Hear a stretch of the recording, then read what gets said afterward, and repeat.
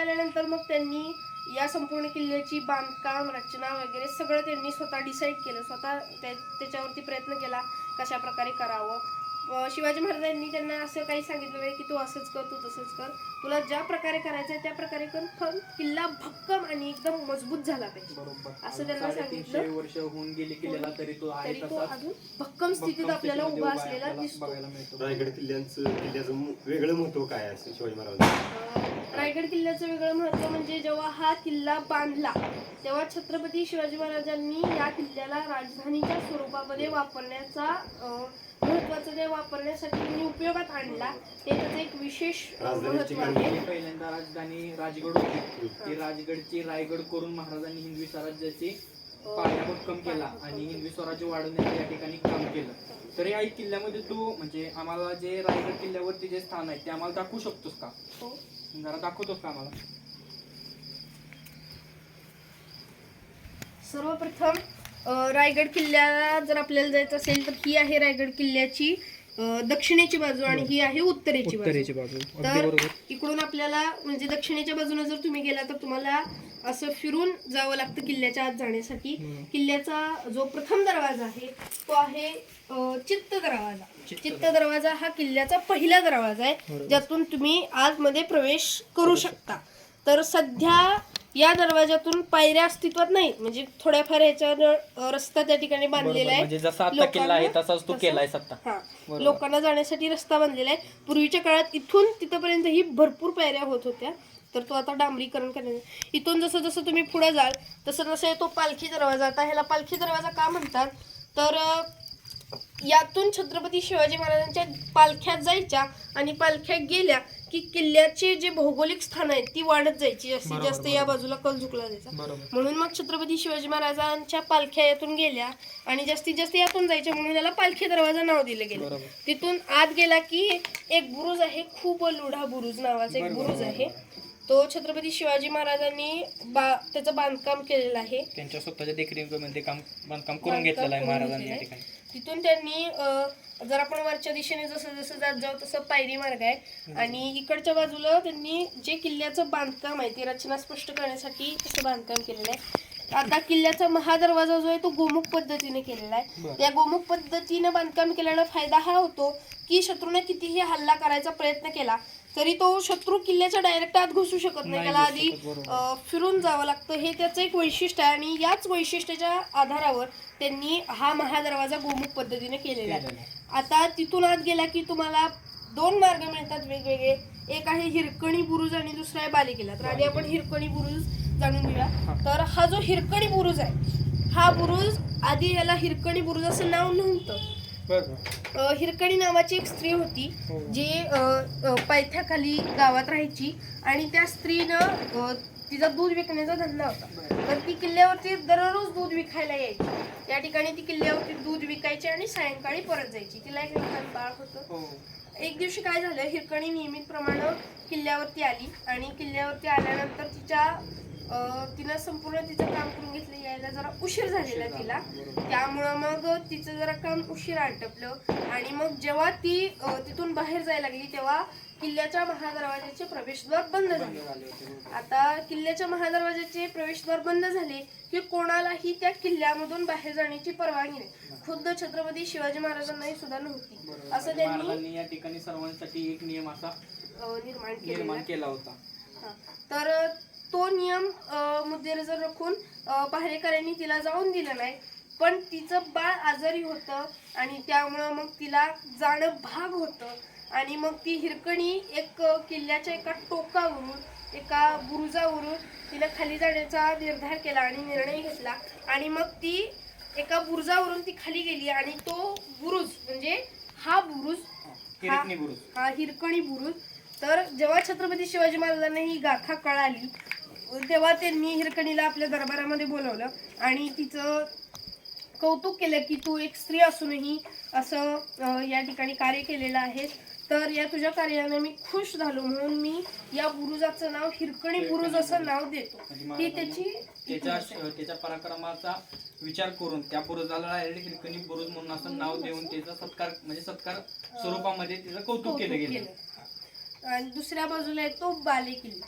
आता बाले किल्ल्याला आत जाण्यासाठी एक प्रवेशद्वार बाले किल्ला प्रवेश. बरोबर. इथून तुम्ही आत गेला की बाले किल्ल्याच्या आत तुम्हाला प्रवेश मिळतो. वस्तू ज्या तुम्हाला या किल्ल्यावरती आहेत त्या पाहायला मिळतात. तर इथून आत आला की तुम्हाला समोरच दिसतो तो गंगासागर तलाव. गंगासागर तलाव छत्रपती शिवाजी महाराजांनी बांधण्यास सांगितलं होता, कारण किल्ल्यावरती हजारो लोक राहायची. त्यांच्या पिण्याच्या पाण्यासाठी किंवा वापरण्याच्या पाण्यासाठी त्यांना भरपूर पाण्याची आवश्यकता होती. तर छत्रपती शिवाजी महाराजांनी हा तलाव बांधला आणि हा तलाव बांधून यातून जी माती निघाली, ज्या माती निघाली, खडक निघाले, त्या खडकामधूनच या किल्ल्याचं बांधकाम करून घेतलं.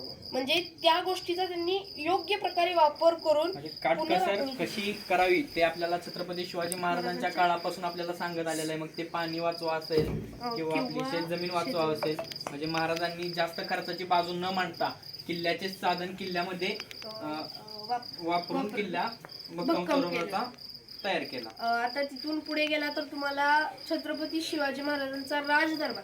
आता राजदरबार आणि राजवाडा हे वेगवेगळं आहे. राजदरबार छत्रपती शिवाजी महाराजांचं जे कार्य व्हायचं, किल्ल्यावरचा जो न्याय निवाडा व्हायचा किंवा दुसऱ्या राजांनी आलेली आज्ञापत्र असायची ती वाचली जायची, किंवा किल्ल्याचा संपूर्ण कारभार जर म्हणला तर या राजदरबारामधून चालला जायचा.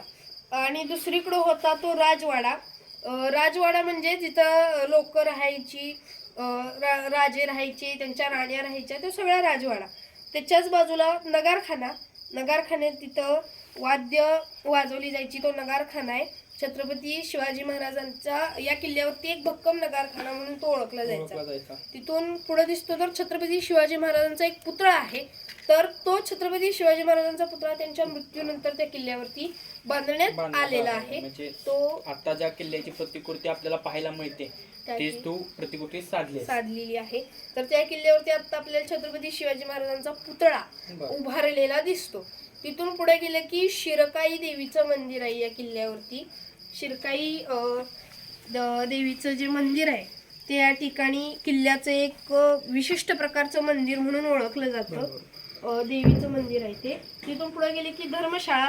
कुठल्याही जाती धर्माचा व्यक्ती असू दे, तो जर किल्ल्यावरती नवीन असेल तर त्याला राहण्यासाठी या ठिकाणी धर्मशाळा बांधल्या जायच्या. मग सर्व जाती धर्माचे लोक त्या धर्मशाळेत राहू शकत होते. याचा अर्थ असा की छत्रपती शिवाजी महाराजांचा मुस्लिम समाजाला विरोध नव्हता. त्यांचा फक्त विरोध होता की जे हिंदुस्थानासाठी म्हणजे आपल्या जे भारत मातेसाठी जे परकीय आक्रमण करतात किंवा आपल्या भारताचं नुकसान करतात अशा प्रवृत्तीच्या समाजाला किंवा अशा प्रवृत्तीच्या लोकांना महाराजांचा विरोध होता हे आपल्याला तो सांगितलं असून ते देखील आता स्पष्ट झालेलं आहे या ठिकाणी. तर तू पुढे सांग.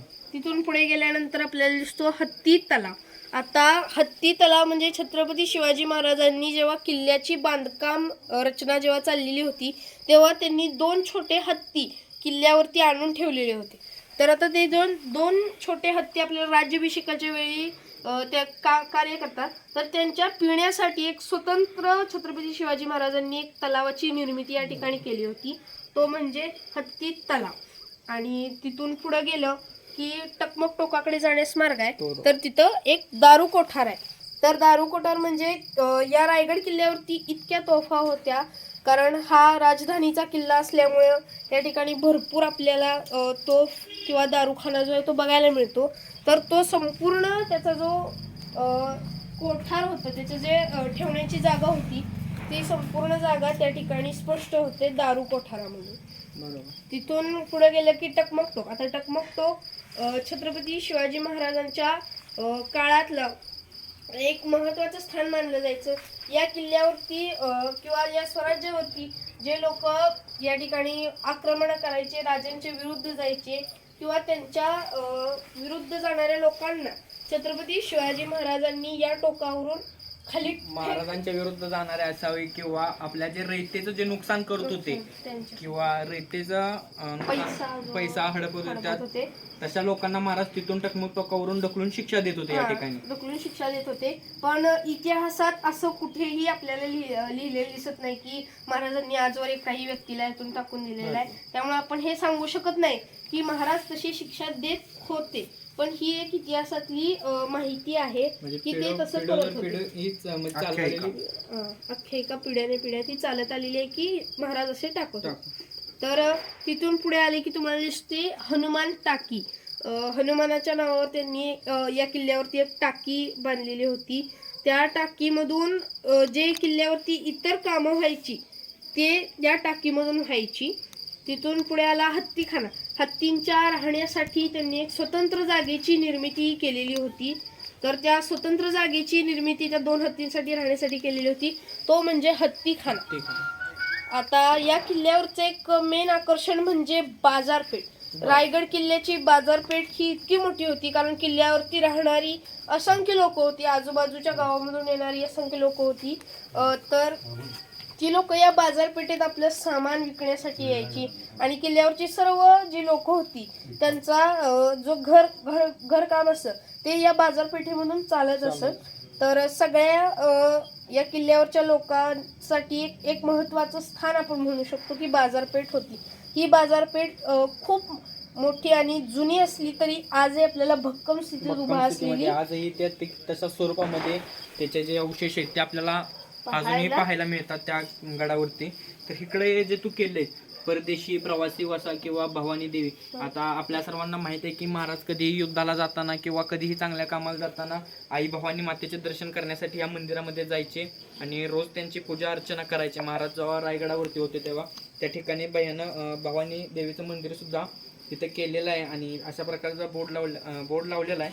आणि ह्या ठिकाणी ज्या प्रकारे ही बाजू कोणती, ही बाजू किल्ल्याची पूर्व दिशेची बाजू. पूर्व बाजूला ज्या प्रकारे महाराजांनी एक प्रकारचा दारुगोळा म्हणता येईल किंवा तोफखाना जो म्हणजे तिकडून येणाऱ्या संकटांना प्रत्युत्तर देण्यासाठी महाराजांनी अशा उंच ठिकाणी तोफा ह्या उभ्या केल्या होत्या आणि असा अत्यंत सुंदर असा प्रकारचा किल्ला बनवलेला आहे. आणि तुम्ही जर असा इकडून फिरून आला तर या प्रकारे जी या साईडला जी शेती होती म्हणजे पुरातन काळातले ज्या प्रकारे शेतकरी शेती करत होते, झोपडी तुम्हाला बघायला मिळेल, पशुपालन वगैरे हे आपल्याला सांगेलच की कशा प्रकारे पहिल्या काळामध्ये शेती चालायची. रायगडाच्या पायथ्याशी अनेक या ठिकाणी गावं होती. तर त्या गावात म्हणू शकतो किंवा आपण किल्ल्यावरचं म्हणू शकतो या ठिकाणी जे पशुपालन व्हायचं ते किल्ल्याच्या पायथ्याशी पशुपालन व्हायचं. त्या ठिकाणी गाय वासरू म्हणू शकतो किंवा म्हैशी म्हणू शकतो, ससा वगैरे असे प्राणी या ठिकाणी पाळले जायचे. जे पाळीव प्राणी होते ते या ठिकाणी पाळले जायचे आणि हे पशुपालन या ठिकाणी होत होतं. हे या रायरीच्या डोंगरातलं एक महत्त्वाचं स्थान किंवा या डोंगरामधलं एक वैशिष्ट्य आपण म्हणू शकतो या स्थानामधलं दिसतं. तर रायरीच्या खोऱ्यात रायरीचं खोरं हे अतिशय संपन्न खोरं होतं. तर या संपूर्ण खोऱ्यामध्ये आपल्याला शेती वाढी साठी अत्यंत उपयुक्त जमीन या ठिकाणी आपल्याला दिसून येते. तर ती अत्यंत उपयुक्त जी जमीन होती त्या जमिनीत अनेक शेतकरी बांधव या ठिकाणी शेती करायचे आणि त्या शेतीतूनच हे रायरीचं खोरं एक महत्त्वाचं स्थान बनलेलं होतं. तर ती या ठिकाणी धान्य शेती दिसत असेल, या ठिकाणी शेतकरी काम करत होते आणि त्यामुळेच किल्ल्यावरचं बरंच पारंपरिक पद्धतीने बैलांच्या माध्यमातून जी शेती केली जायची ते बैलांचं आपल्याला प्रतिबिंब सुद्धा इथं बघायला मिळतंय. तर सगळ्यात महत्त्वाचं रायगडावरती एक जगदीश्वराचं मंदिर होतं, ते पण आम्हाला तू दाखवशील का? हो. छत्रपती शिवाजी महाराजांचं एक अनमोल वैशिष्ट्य असं होतं की महाराज म्हणायचे की आधी जगदीश्वराची पूजा आणि मग नंतर स्वराज्याची पूजा व्हायची. जगदीश्वराची पूजा झाल्याशिवाय स्वराज्याचं कुठलंही काम होत नव्हतं. त्यामुळं पहिलं जगदीश्वराची पूजा आणि मग नंतर स्वराज्याचं काम व्हायचं. तर रायगड किल्ल्यावरती हे जगदीश्वराचं मंदिर आहे आणि आपल्याला बघून खेद वाटेल की 16 एप्रिल 1972 साली का काहीतरी छत्रपती शिवाजी महाराजांचं निधन झालं. 1680 साली छत्रपती शिवाजी महाराजांचं या ठिकाणी निधन झालं या किल्ल्यावरती. तर या मंदिरापासून काही अंतरावर त्यांचं निधन झालेलं होतं. पण छत्रपती शिवाजी महाराजांची नंतर समाधी या जगदीश्वराच्या मंदिराच्या समोर बांधली गेली, कारण पहिली पूजा जगदीश्वराची आणि मग स्वराज्याची म्हणून या ठिकाणी असं केलेलं आपल्याला दिसून येतं. तर आता आपण बघू शकताय की ज्या स्वरूपामध्ये आपल्याला आज रायगड बघायला मिळतो त्याच स्वरूपामध्ये अगदी बरोबररित्या पद्धतीने आणि पर्यावरणपूरक असा हा किल्ला बनवलेला आहे आणि आपण आज इथं त्याचं परीक्षण करण्यासाठी आलेलो आहे.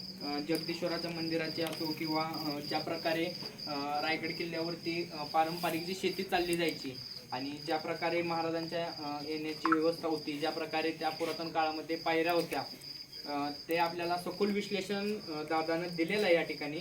तर अतिशय सुंदर असं विश्लेषण केलेलं आहे. सरसेनापती प्रतिष्ठान आयोजित 2024 किल्ले स्पर्धा वर्ष 3रे आणि आपण हा शेवटचा किल्ला पाहायला आलो. नक्कीच कौतुकास्पद आहे की अतिशय सुंदर असं वर्णन आणि जे म्हणतात की खरोखरच आत्मीयतेने हा किल्ला बनवलेला आहे. एवढी माहिती मला वाटतं आम्ही एवढे किल्ले पाहिले, एवढी माहिती कोणीही डिटेलमध्ये दिलेली नाही आहे. अतिशय चांगलं वाचन आहे आणि अतिशय चांगली किल्ल्याबद्दल माहिती आहे, त्याबद्दल खरोखरच आभार. आपण ही किल्ले स्पर्धा आपण बरेच किल्ले पाहिले, त्यातील सर्वोत्कृष्ट किल्ला म्हणून आपण असं म्हणू शकतो आणि सगळ्यांनी असाच प्रयत्न केला पाहिजे. हा छोट्या बाळगोपाळाने जसं साकारलेलं आहे चित्र आणि त्याने ज्या प्रकारे वर्णन केलं, आपण लाजता कामा नाही, भिता कामा नाही, आपण स्पष्ट बोललं पाहिजे आणि अतिशय सुंदर वर्णन त्याने केलेलं आहे. त्याबद्दल त्याचं अभिनंदन करूया. धन्यवाद.